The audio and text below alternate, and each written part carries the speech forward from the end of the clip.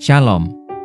Selamat datang di Renungan Harian Rhapsody of Realities Indonesia, edisi 30 Juli 2025. Kenaikan Yesus yang mulia. Ia mengangkat tangannya dan memberkati mereka. Dan ketika ia sedang memberkati mereka, ia berpisah dari mereka dan terangkat ke sorga. Lukas 24 ayat 50-51. Kenaikan Yesus adalah peristiwa terbesar yang pernah terjadi di dunia ini. Kisah Para Rasul 1 ayat 9 memberi kita kisah terperinci tentang bagaimana hal itu terjadi. Sesudah ia mengatakan demikian, terangkatlah ia disaksikan oleh mereka, dan awan menutupnya dari pandangan mereka. Murid-muridnya melihatnya saat ia naik. Mereka melihatnya naik ke awan-awan. Yesus tidak tiba-tiba menghilang, para pengikutnya ada di sana, memperhatikannya saat ia terangkat. Jika engkau ada di sana hari itu, bagaimanakah engkau menggambarkan pengalaman seperti itu? Engkau pasti akan sangat terkejut, engkau mungkin tidak dapat berbicara selama berhari-hari. Itulah yang terjadi pada para pengikutnya. Apa yang mereka lihat adalah bukti dari sesuatu yang Yesus katakan sebelumnya di Yohanes 6.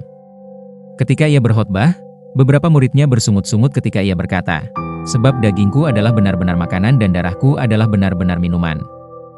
Yohanes 6 ayat 55. Banyak orang sulit menerima perkataannya, dan akibatnya, banyak muridnya berhenti mengikutinya. Yesus kemudian bertanya kepada ke-12 muridnya, Yesus yang di dalam hatinya tahu bahwa murid-muridnya bersungut-sungut tentang hal itu, berkata kepada mereka, "Adakah perkataan itu menggoncangkan imanmu?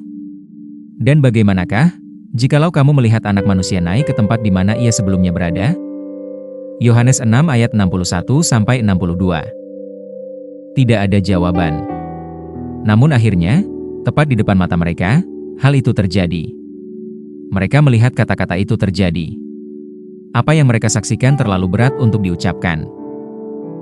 Mereka sudah mengalami kesulitan meyakinkan orang-orang tentang kebangkitannya. Mereka disebut pendusta karena menyatakan bahwa Yesus hidup. Dan sekarang, mereka telah menyaksikan kenaikannya. Tidak seperti Elia yang diangkat oleh angin puyuh dengan kereta perang berapi. Ini berbeda.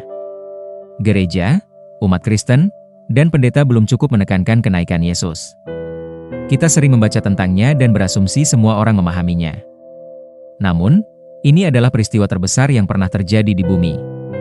Kebangkitan itu penting karena keselamatan kita didasarkan padanya, tetapi kenaikan adalah bukti dari sesuatu yang bahkan lebih luar biasa, otoritas, kekuasaan, ketuhanan, dan pemerintahan kekalnya yang tertinggi.